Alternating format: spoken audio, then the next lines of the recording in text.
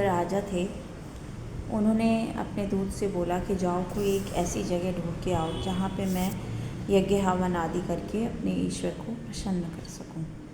तो उसके दूत जाते हैं, सब जगह ढूंढ के आते हैं कि कोई ऐसी जगह मिल जाए जहाँ पे राजा जी को ईश्वर के दर्शन हो जाए। तो उन्हें एक जगह मिलती है जहाँ पे एक ऋषि जो है वो कई वर्षों से तप कर रहा था। तो वो जाते हैं, राजा को बताते हैं। राजा जी जाते हैं वहाँ उस जगह पे और कहते हैं कि ये वाकई में बहुत पवित्र जगह है और मुझे इस ऊर्जा को मैं महसूस कर पा रहा हूँ कि ये बहुत पवित्र जगह है और यहाँ ईश्वर अवश्य मुझसे प्रसन्न होंगे। तो उनका जो ऋषि मुनि बैठे थे, उनका जो शिष्य था वो आया और उन्होंने बोला कि गुरुदेव बहुत दिनों से साधना कर रहे हैं लेकिन ईश्वर अभी तक प्रसन्न नहीं हुए। तो राजा बड़ा निराश हुआ, उसने कहा अच्छा ऐसा है, चलो मैं भी एक बार ट्राई करता हूँ। तो राजा ने भी शुरू किया हवन इत्यादि और उसने बहुत देर तक आहुतियाँ दी लेकिन कुछ असर नहीं पड़ा। तो उसने कहा यार छोड़ो ये हवन इत्यादि, मैं अपना सर काट के इस आहुति में दे देता हूँ, क्या करूँगा इस जीवन का जब ईश्वर ही दर्शन नहीं दे रहे। उसने निकाली तलवार और अपने सर को काटना चाहा। जैसे ही सर काटने को हुआ वैसे ईश्वर प्रकट हो गए।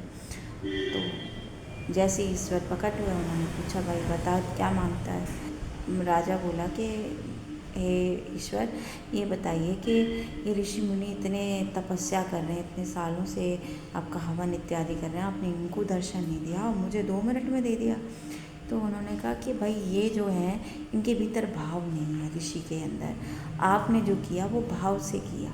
भले ही आपका भाव कुछ भी रहा हो लेकिन आपने तो अपना त्याग कर दिया ना। सिर काटना मीन्स अपना अहंकार का त्याग करना। आपने देखा होगा अधिकतर हम जब भी देखते हैं कि राक्षसों का संहार हो रहा है या किसी का, उसमें सिर काटते हैं, क्यों? सिर जो है वो अहंकार को शो करता है।